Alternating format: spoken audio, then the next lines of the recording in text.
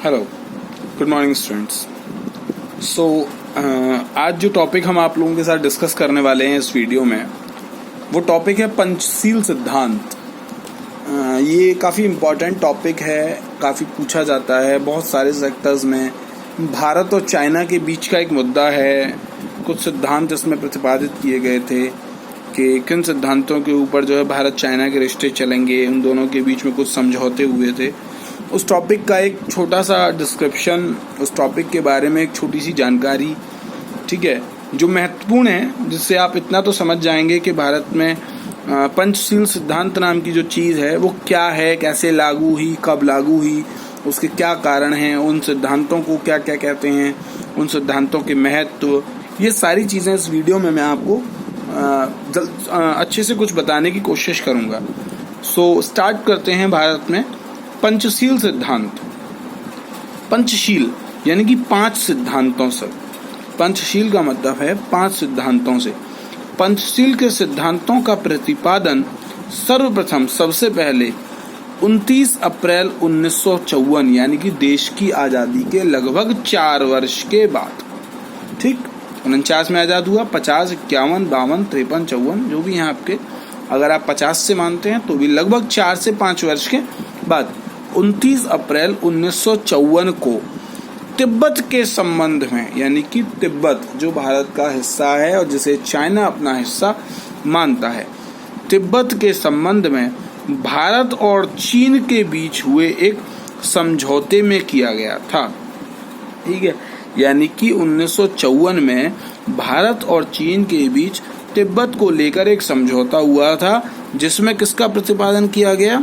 पंचशील सिद्धांतों का, जिसमें 5 सिद्धांत बताए गए हैं।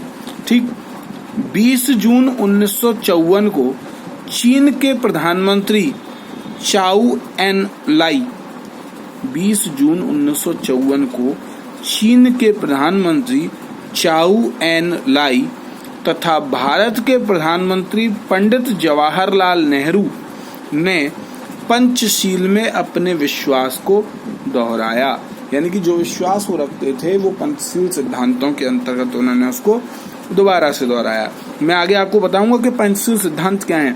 कोई ज़्यादा बड़ा टॉपिक नहीं है, लेकिन इंटरेस्टिंग टॉपिक है, पूछा जाता है भारत और चाइना के बीच के संबंधों के बारे में।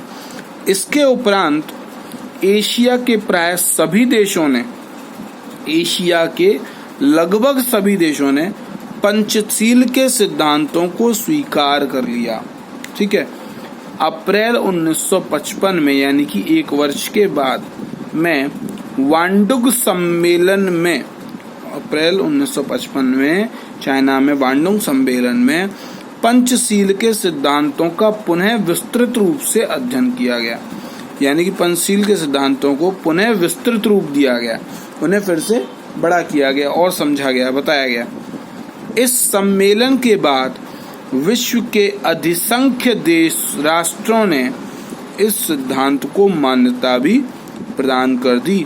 इस सम्मेलन के 1955 के सम्मेलन के बाद विश्व के ज्यादातर राष्ट्रों ने इन पंचशील सिद्धांतों को मान्यता प्रदान कर दी गई। अब हम देखते हैं कि पंचशील सिद्धांत है क्या। आ गया ये पंचशील के 5 सिद्धांतों का प्रतिपालन भी भारत की शांति प्रियता का द्योतक है।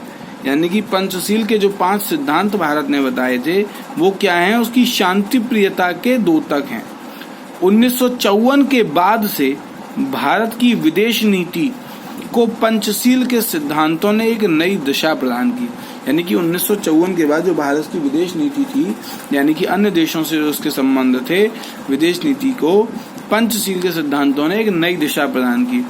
पंचशील से अभिप्राय आचरण के 5 सिद्धांतों से, यानी कि हम आपस में एक दूसरे के साथ कैसा आचरण करेंगे, उन 5 सिद्धांतों से है।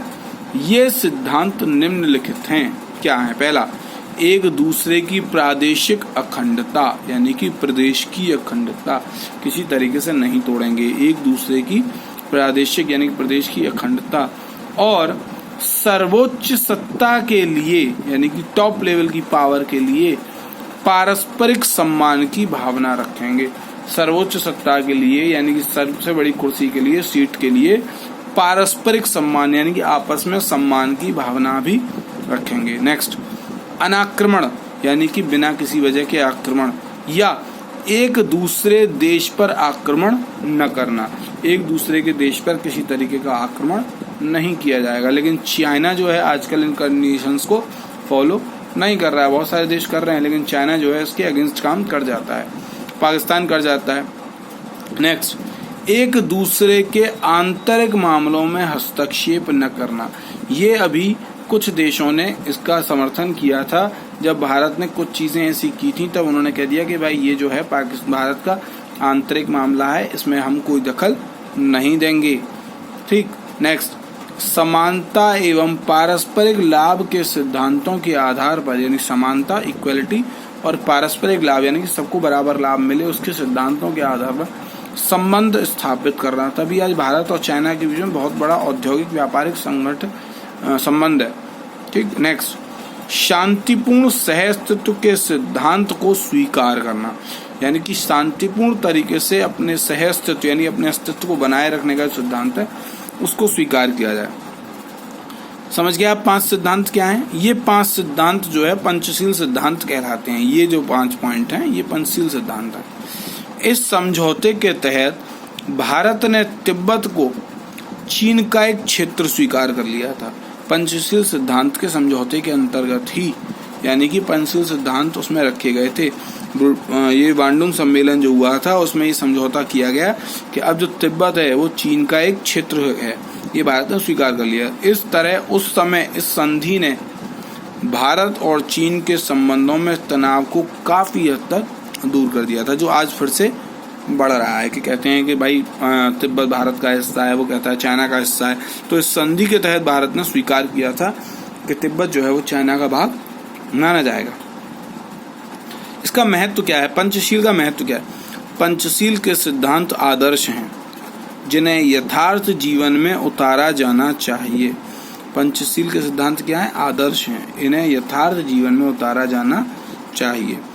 इसमें हमें नैतिक शक्ति मिलती है, इनसे हमें नैतिक शक्ति मिलती है और नैतिकता के बल पर हम न्याय और आक्रमण का प्रतिकार कर सकते हैं। और नैतिकता के बल पर ही हम क्या कर सकते हैं? न्याय और आक्रमण का प्रतिकार भी कर सकते हैं। इस सब के बावजूद पंचशील के सिद्धांत को एक शांतिपूर्ण विश्व व्यवस्था स्थापित करने का एक अहम कारक माना जाता है। इन सब चीजों के बावजूद इन 5 सिद्धांतों को विश्व में शांतिपूर्ण विश्व व्यवस्था बनाए जाने का एक महत्वपूर्ण कारक भी माना जाता है। ये इसका महत्व है क्योंकि ये सिद्धांत जो है शांति व्यवस्था बनाए रखने की बात करता है कि इसमें शांति बनाई जाए। ठीक, शांति व्यवस्था बनाए रखने का अहम कारक माना जाता है। आगे देखते हैं। पंचशील यहाँ सिद्धांत समाप्त होता है कि पंचशील क्या है, पंचशील सिद्धांत कब लागू हुआ, सिद्धांत क्या है, इसका महत्व क्या है। अब इसमें हम जो टॉपिक पढ़ेंगे, जब हम शांति प्रियता की बात करते हैं तो पढ़ते हैं भारत और संयुक्त राष्ट्र संघ के बारे में। ठीक है।